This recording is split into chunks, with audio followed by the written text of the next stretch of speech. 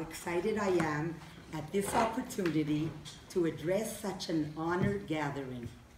I want to thank all the organizers who made this conference possible.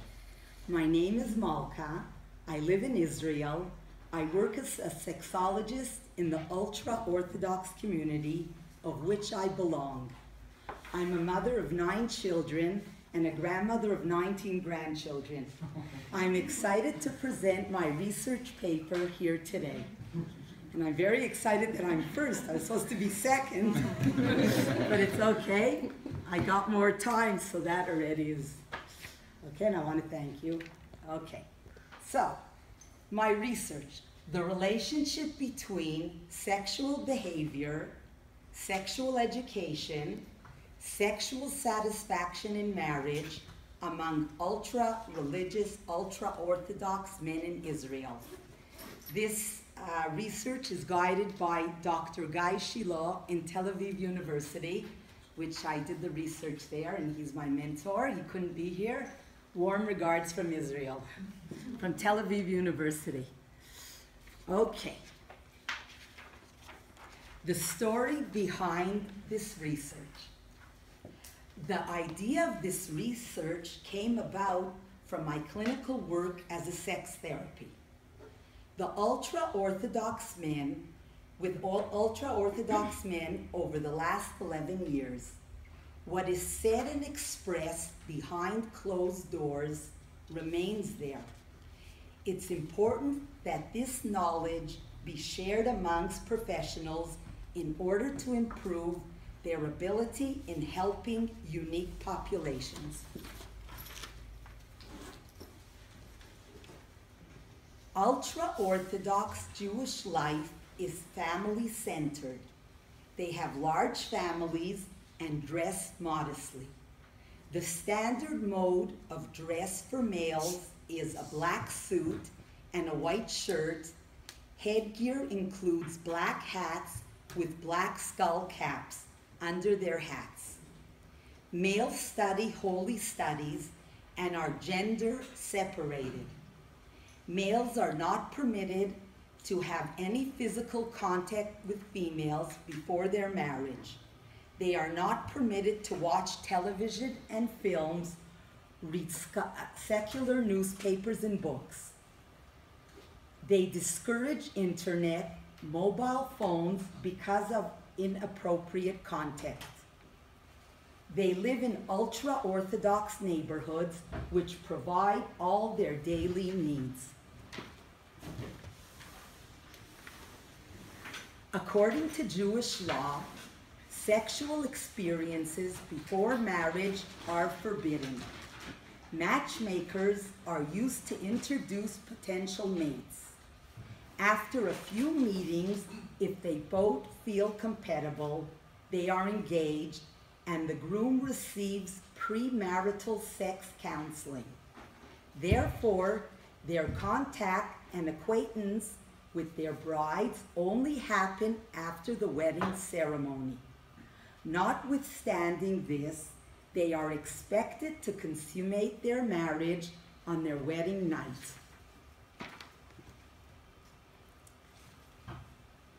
Okay, this is a very unique research because it's very, very hard to get into these type of communities, and definitely research, they're not into research or academics because it's not a religious thing. So this is a very, it's a first research paper in this subject. Sex is taboo in many cultures and religions, especially in an ultra-Orthodox community. The religious texts regarding sexual drive and desire in young men deal with the difficulties and effort needed to observe and control these desires. Sex between men and women are permitted only after marriage. The sexual language used to communicate is sensitive and reserved, in accordance with their modesty. Getting questionnaires filled in was difficult due to the fact that they do not fill in questionnaires and especially when the subject is sensitive. This study will contribute to the theoretical and practical knowledge of sexuality in an isolated community. Because I have a few more minutes, so I'm just going to share with you, I lead a sex guidance program which is for ultra-Orthodox professionals who are marriage counselors. And because I also teach the men, so I had the ability in the school where I teach that the men should fill in questionnaires. I really believe that if I didn't have this opportunity, it would be impossible to fill in these sensitive questionnaires. So I work in YNR, YNR, if anybody wants to Google, they have also information in English. That's where I actually teach. Okay, and now we'll hear a bit about the study. Okay, so the study involved 166 married men. The participants in the study, so we had Hasidic, and just to explain about the Hasidic community, it's an ultra-Orthodox community that has a rabbi, which they're called followers, he's like the head of the community. There are different types of Hasidic communities all over, and whatever he says, he leads the community. Then we have another community which is ultra-Orthodox. They're also very, very Orthodox, very religious, but each one finds their own person to follow. They're less as a group. Then we have ultra-Orthodox nationalist, it's Chardal. In Hebrew, the one before was Haredi, Chardal. And we have Jewish returnees, which people that were secular and they decided to become Orthodox. They decided to become religious. And we have national religious. This is the percentage of the participants. So if we'll divide the participants into two groups, national religious and ultra-Orthodox, so if you see over here the 57% plus the 19%, we have 76% are ultra-Orthodox, and the rest comes out to like 25%, 24% are more modern religious, not as Orthodox. Okay, a bit about the participants. So the average age was 37. The range, the youngest was 20 years old, and the maximum 68. Years of marriage, so 13 years of marriage was the average, between a year married and 41 years of marriage. The average amount of children, 5 children, between no children and 15 children. For this research, of course, we didn't have questionnaires, so I had to build 4 of the questionnaires. Of course, they were written in very, very sensitive language, appropriate to the culture and the text that none of the words that we use in sexuality was used in my research. So one of the questionnaires was sexual behavior questionnaire during adolescence, sexual exposure questionnaire during adolescence, sexual education questionnaire during adolescence, and premarital sex education. As I explained before, when a man is engaged, he gets premarital education, which actually prepares him for all the knowledge that you need to have sex with a female. Existing research tools, so sexual satisfaction questionnaire. So I use the DSFI, this sexual functionary inventory, and the second part is the DSFI. Of the DSFI is GSSI, Global Sexual Satisfaction Index. Also in these existing questionnaires, I had to change the terminology that they should feel comfortable to fill in these questionnaires. Okay, results. I'm going to present partial results of this research due to the lack of time. Reliability of alpha Cronbach was tested in the questionnaires and found highly reliable. So now we're going to look a bit of the foundings that we found. Okay, so the first question was, were you exposed to sexual knowledge during adolescence? Do they have a pointer? No. Okay, so I'll use my finger. Okay, so 2/3, which is 18%, plus 47%, which is 65% of the participants reported that they were exposed to sexual knowledge through movies during adolescence. 3/4, which is 18% plus the 56%, of the participants reported that they were exposed to sexual knowledge through pictures during adolescence. 59% of the participants did not browse in the internet. Most of the sexual exposure was through movies, pictures, magazines, and friends. 87% reported that they were not exposed to sexual knowledge through their parents. Okay, the second question, did you receive sexual education during adolescence? Most of the participants did not get any information regarding nuclear emission.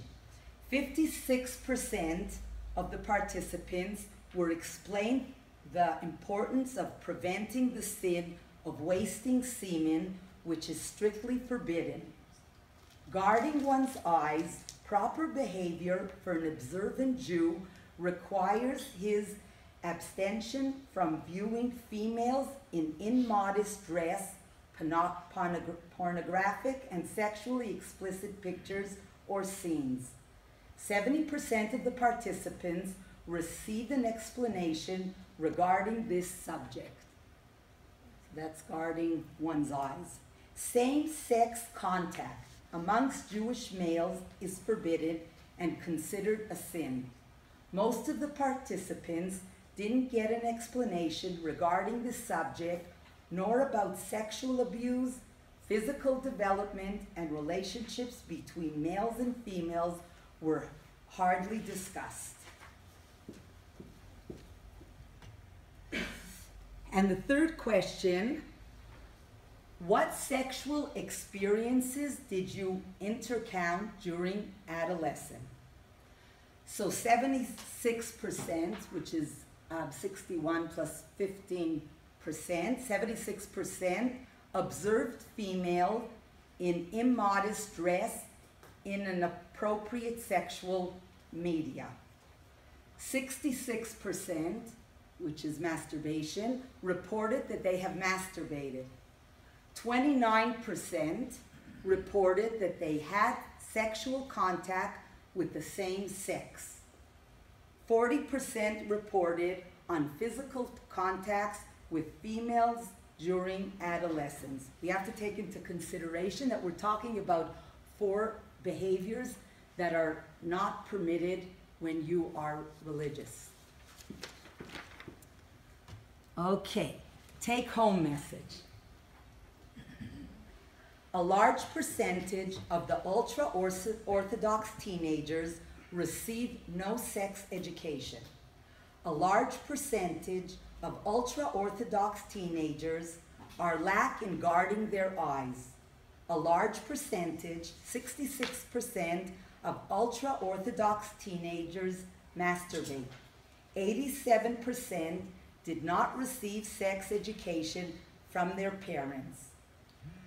When an ultra-Orthodox couple comes for therapy or counseling, this knowledge is important. Okay, so this is what I'm presenting today. Any questions? How would the participants interpret the phrasing of physical contact with a female? Would that be even like bumping into somebody, or would it like, how would they interpret that question? So we're not talking about bumping in or by mistake. It means that there's a contact because there's a sexual attraction, if it's holding hands, hugging, kissing, which could happen after you're engaged, where the love is there and the excitement, and it's a lot harder to control yourself. Okay. Yes? Yeah, I'd like to know, did you show or talk about these results inside the community? Yes. And how are the reactions? Okay, first thing, thank you very much. I think it's a very important question.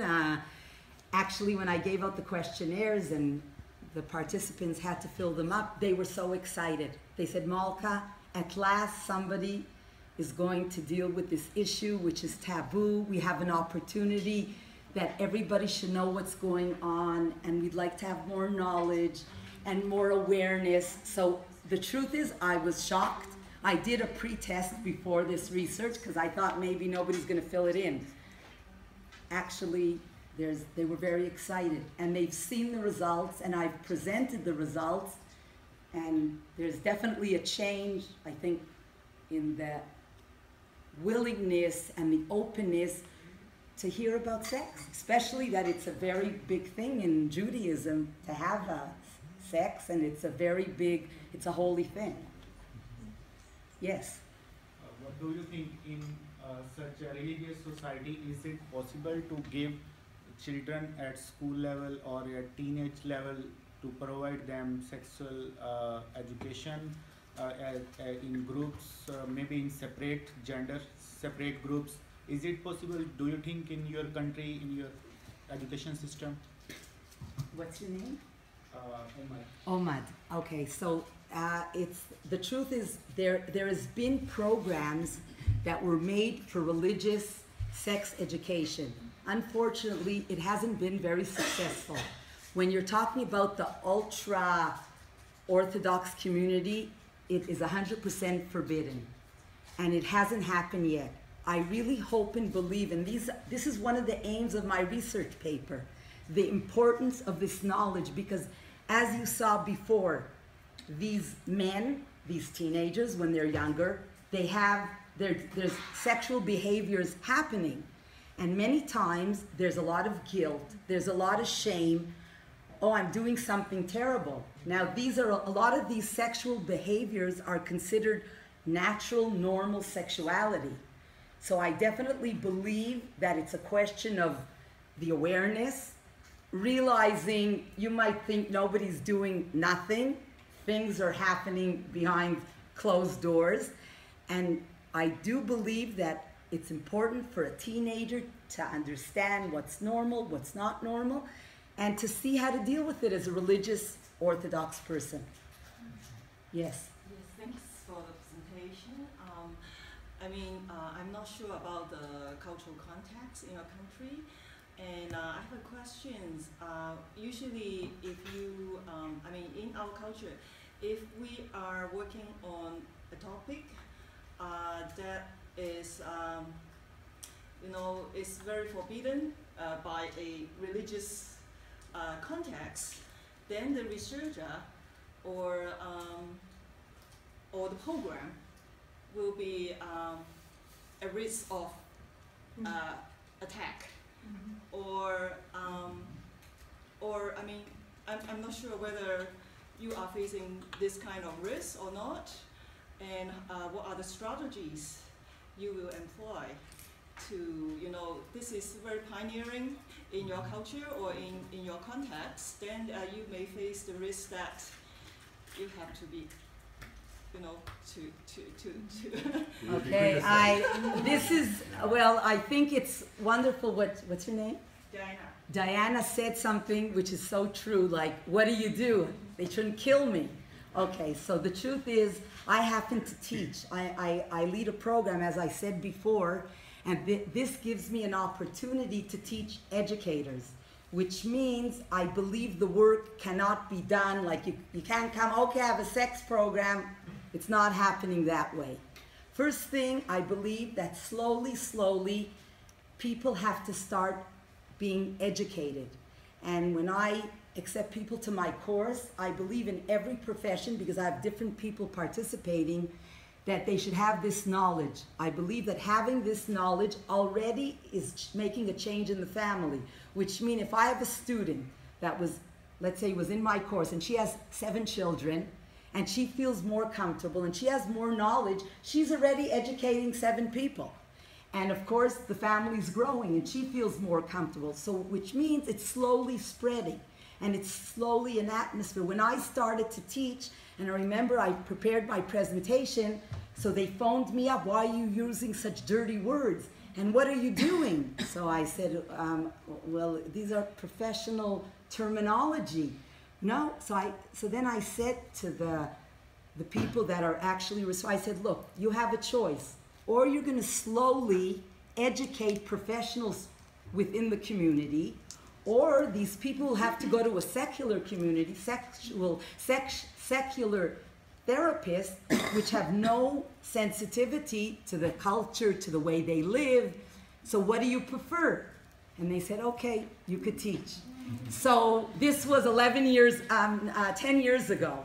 So I see the changes and I see how things are slowly moving. I believe it's a procedure, it takes time, and I believe that sexuality is a very important subject. Everyone who presented this subject, all age, in all cultures, I definitely think everyone has the right to have awareness, knowledge in this subject. So it's a process.